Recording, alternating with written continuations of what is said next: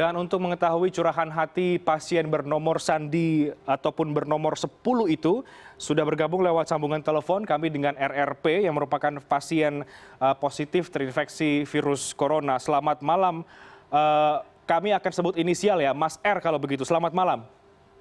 Selamat malam, Mas Renhat. Baik.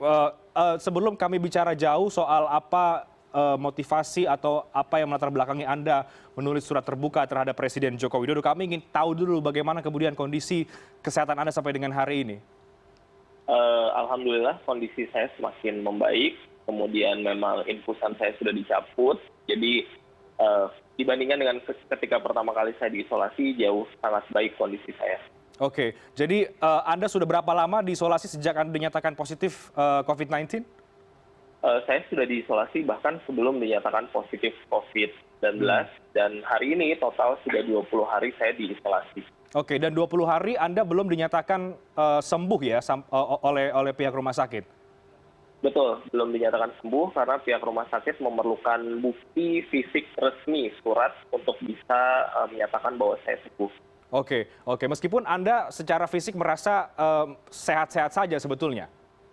Iya, semakin kesini kan kondisi fisik saya semakin sehat gitu kan, secara fisik ya Mas. Tapi secara laboratoris tentu pihak rumah sakit memerlukan data ataupun bukti tadi dari Balitbang Kementerian Kesehatan untuk menyatakan bahwa saya benar-benar telah bersih. Oke. Artinya Anda saat ini diisolasi oleh pihak rumah sakit ya, bukan self isolation oleh diri Anda sendiri, di rumah kah atau bukan kan? Bukan, betul. Saya ada di Rumah Sakit Gunung Jati. Oke. Kami ingin tahu juga awalnya Anda terinfeksi terpapar virus corona ini ceritanya seperti apa, Mas R? Oke, highlight-nya saja. Pertama, saya memang bekerja di Bandara Soekarno-Hatta sebagai petugas imigrasi. Dari sana memang besar kemungkinannya terpapar resiko, memang profesinya cukup beresiko ketika kondisinya saat ini. Kemudian gejala awal yang saya alami itu sebetulnya demam dan radang tenggorokan.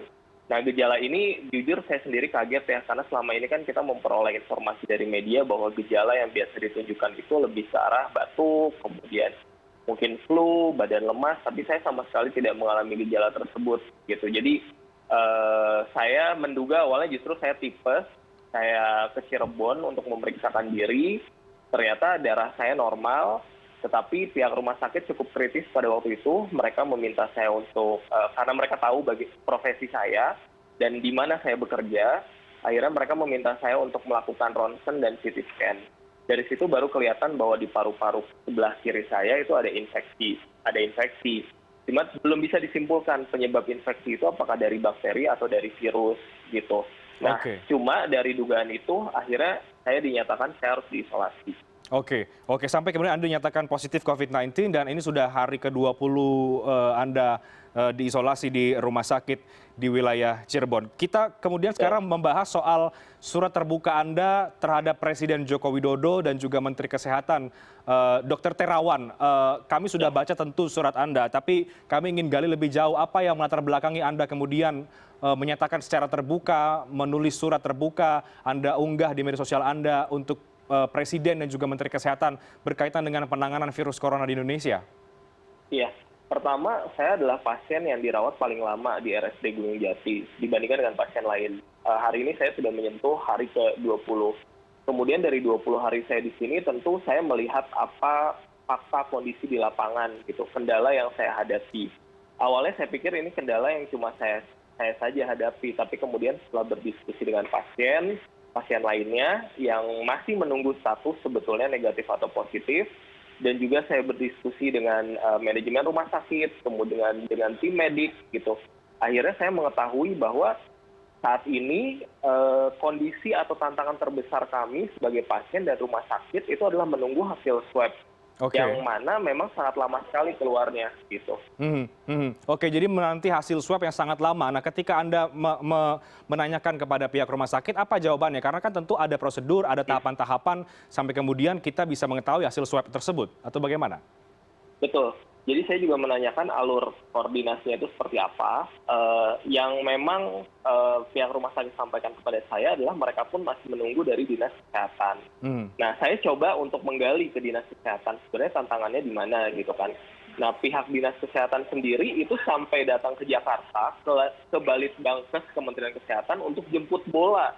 Nah, dari situ saya berpikir bahwa ada yang salah nih di jalur koordinasi dan komunikasi dari mulai pusat hingga sampai ke rumah sakit. Itulah yang membuat saya tergerak untuk menulis permasalahan ini, Mas. Yang salah menurut Anda apa dari yang Anda alami sebagai pasien yang sampai hari ini masih dirawat? Iya, yang saya amati adalah semuanya itu menanti fisik surat, Mas, gitu loh. Dalam keadaan genting seperti ini, dengan hari ini saja jumlah pasien sudah 1046, kita masih menunggu surat dalam bentuk fisik gitu loh. Kenapa tidak menggunakan teknologi saja? Kenapa Balitbangkes Kementerian Kesehatan tidak mengirimkan hasil pemeriksaan secara resmi itu misalkan melalui scan via email atau via teknologi lainnya lah, fax atau lain-lain gitu. Kenapa harus masih mengirimkan fisik surat itu secara berjenjang ke tingkat provinsi, kemudian baru masuk ke Dinas Kesehatan Kota Kabupaten, dan rumah sakit itu baru diinfokan terakhir. Padahal harusnya yang diinfokan pertama itu adalah rumah sakit, tempat merawat pasien. Gitu, Mas. Oke, jadi Anda menyoroti juga sebenarnya ini soal birokrasi yang rumitkah atau apa yang Anda tangkap? Yang saya tangkap adalah birokrasinya sangat rumit ya. Saya yakin bahwa mungkin protokolnya Kementerian Kesehatan sudah dirancang sedemikian rupa. Cuma memang eksekusi di lapangan ternyata banyak sekali ini birokrasi yang harus dilewati, mulai dari tingkat provinsi, kemudian baru ke kota kabupaten, baru kemudian ke rumah sakit gitu. Itu dalam kondisi genting seperti ini loh, gitu masih birokrasinya ribet kan nggak masuk akal menurut saya. Oke, sebagai pasien apa yang menjadi masalah ketika Anda harus menunggu hasil swab? Bukankah kemudian juga Anda posisinya saat ini juga masih diisolasi di rumah sakit kan? Artinya Anda ditangani dengan baik begitu. Apa yang menjadi masalah ketika alurnya agak lama untuk membuktikan hasil swab Anda? Ini hasil swab yang kesekian kalinya artinya ya dari yang pertama atau bagaimana? Betul. Saya sudah di swab 5 kali.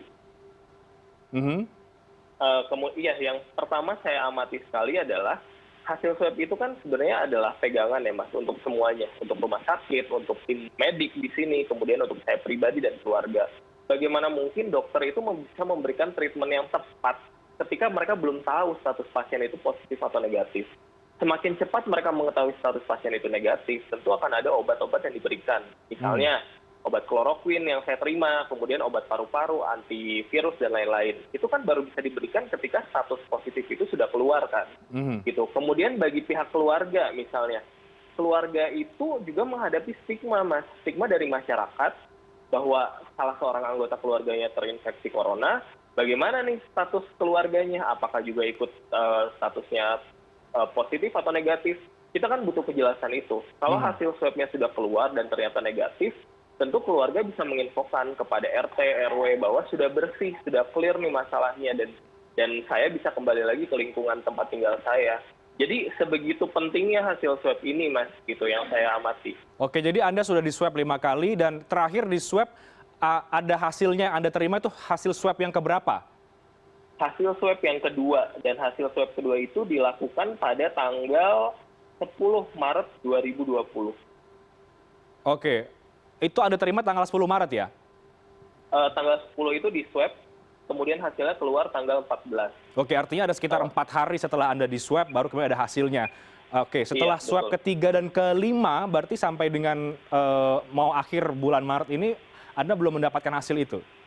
Belum mendapatkan. Saya juga coba untuk berkomunikasi dengan rumah sakit pun belum mendapatkan. Kemudian saya coba shortcut ke Dinas Kesehatan. Dinas Kesehatan pun bahkan sampai menelusuri si surat fisik itu, apakah nyangkut di provinsi atau memang belum keluar dari Kemenkes gitu. Jadi kami, bukan cuma saya, Mas ya, kami tuh banyak di sini yang belum menerima hasil swab itu.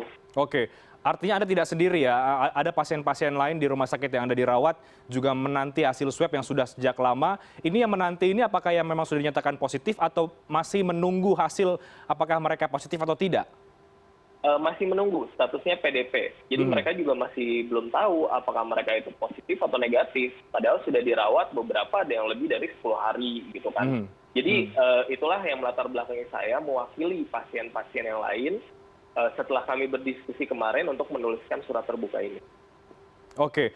Nah, rekan-rekan tadi Anda sebutkan yang masih PDP, artinya dalam waktu 10 hari mereka terakhir di swab dan belum keluar hasilnya, ini posisi mereka ini apakah dirawat juga di isolasi juga atau isolasi mandiri? Mereka masih diisolasi di sini, Mas, masih di ruang isolasi. Oke, artinya mereka juga menunggu hasil swab itu. Betul, betul. Oke. Jadi pentingnya bagi Anda dan juga sejumlah pasien lain menunggu hasil swab itu adalah untuk menanti kepastian status kesehatan Anda, apakah Anda sudah totally sembuh begitu ya, recover, atau Anda memang harus perlu dirawat lagi begitu? Betul, betul. Bagi saya pribadi yang sudah dinyatakan positif, tentu saya ingin mengetahui progres dari semua treatment yang sudah saya jalani di rumah sakit. Apakah memang sudah bersih secara laboratoris atau belum, gitu kan. Nah, bagi teman-teman di sini, pasien lainnya yang belum mengetahui statusnya, tentu mereka pun ingin mengetahui gitu loh kejelasannya. Kalau memang negatif, seharusnya kan mereka sudah bisa pulang. Tapi kalau positif, lanjut ke treatment selanjutnya. Oke. Apakah dari yang Anda telusuri sendiri sebagai pasien, apakah soal lokasi ya, karena Anda dirawat di Cirebon begitu di Jawa Barat yang agak jauh dari mungkin berjarak dari ibu kota begitu, ini menjadi salah satu kendala hingga kemudian sampai ke daerah juga akhirnya menjadi agak lama untuk mengetahui status kesehatan terbaru Anda atau mungkin orang-orang yang masih PDP sampai dengan hari ini? Bisa jadi ya, Mas ya, karena memang secara protokol Cirebon itu kan mengirimkan spesimennya itu langsung ke Balitbangkes Kementerian Kesehatan gitu, dan ini sudah beda provinsi gitu kan, meskipun pemerintah pun kan merilis ya ada beberapa lokasi tes balai teknologi kesehatan lingkungan di beberapa kota gitu, tapi Cirebon itu kan masih mengirimkan spesimennya itu ke Jakarta. Nah, harusnya dengan jarak yang ya 3 jam tempuh antara Jakarta. Sebenarnya masalahnya bukan di jarak sih, Mas, tapi masalahnya di kemauan menggunakan teknologi gitu loh. Saya tidak perlu lah gitu sampai hari gini kita masih menunggu surat fisiknya. Jumlah pasien positif itu udah 1046. Masa ya kita masih menggunakan metode masih harus mengirimkan surat fisik sih ke rumah sakit untuk menyatakan seseorang itu positif atau negatif. Kan nggak masuk akal. Oke, jadi tapi Anda sebagai pasien yang sudah dinyatakan positif COVID-19, meskipun Anda masih menunggu lagi dan mungkin pasien-pasien yang lain yang punya kecemasan yang sama dengan Anda, ini tetap dirawat dengan baik, diberikan pelayanan, tetap diberikan obat, seperti apa treatmentnya di rumah sakit? Iya, saya mengapresiasi Rumah Sakit Daerah Gunung Jati, tim medik, manajemen, dan juga perawat di sini, karena di sini itu sangat membantu kami. Berbagai masukan tuh selalu kami pasien utarakan ya, berbagai masukan dan kritik, dan sejauh pengamatan saya, rumah sakit dan pelayanan di sini itu selalu memperbaiki kritikan yang kami sampaikan secara fair gitu. Jadi kami merasa tertangani dengan baik. Cuma pihak rumah sakit pun makin ke sini kan kapasitasnya makin terbatas ya, Mas, karena jumlah PDP itu kan makin banyak, khususnya di kota Cirebon. Nah, maksud saya tuh gini, sebetulnya kalau memang hasilnya sudah keluar dan kami dinyatakan sehat, tentu yang lebih prioritas yang harusnya dirawat itu kan bisa dirawat dengan maksimal. Nah, kami ini sebenarnya secara fisik sudah sehat, kenapa kami nggak bisa keluar? Hanya karena masalah surat itu aja gitu. Jadi banyak mungkin yang lebih prioritas yang harusnya dirawat dengan maksimal, pada akhirnya tuh jadi tidak terawat dengan maksimal. Oke. Dan Anda sangat menanti betul apa hasil swab terakhir, bahkan sudah 3, 4, dan 5 kali swab, dan ini belum muncul juga hasilnya. Oke, jadi apa yang ingin Anda sampaikan sebetulnya terhadap pemerintah pusat, terhadap Presiden, mungkin terhadap Menkes, lewat surat terbuka Anda, kecemasan Anda, kekhawatiran Anda, apalagi kalau kita melihat jumlah pasien yang terus bertambah, yang positif sudah sampai 1046, dan Anda termasuk orang yang di awal-awal ya, karena Anda pasien dengan kode nomor 10 kan, di awal-awal, apa yang menjadi kekhawatiran utama Anda?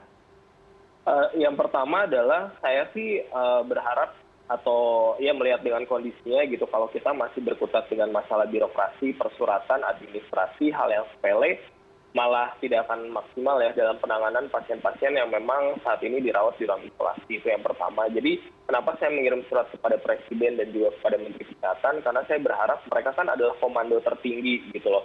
Jadi yang bisa membenahi jalur koordinasi itu harapan saya sih ada di bapak-bapak itu gitu loh, yang pertama, Mas. Kemudian yang kedua, lewat surat ini juga saya ingin menyampaikan bahwa kebijakan tidak mengambil kebijakan lockdown itu juga berarti pemerintah harus memberikan perhatian kepada berbagai profesi di luar sana yang saat ini masih berjaga di garis terdepan negara ini, seperti contohnya imigrasi, kemudian ada TNI yang berjaga di perbatasan, ada rekan-rekan bea cukai di bandara, ada juga kantor kesehatan pelabuhan yang ada di bandara gitu. Jadi harapannya sebenarnya besar pemerintah itu bukannya kami ingin mengkritik kosong ya Mas, tapi maksudnya kami pun ingin membantu gitu loh. Jadi yang saya sampaikan itu adalah masukan, bukan cuma kritik.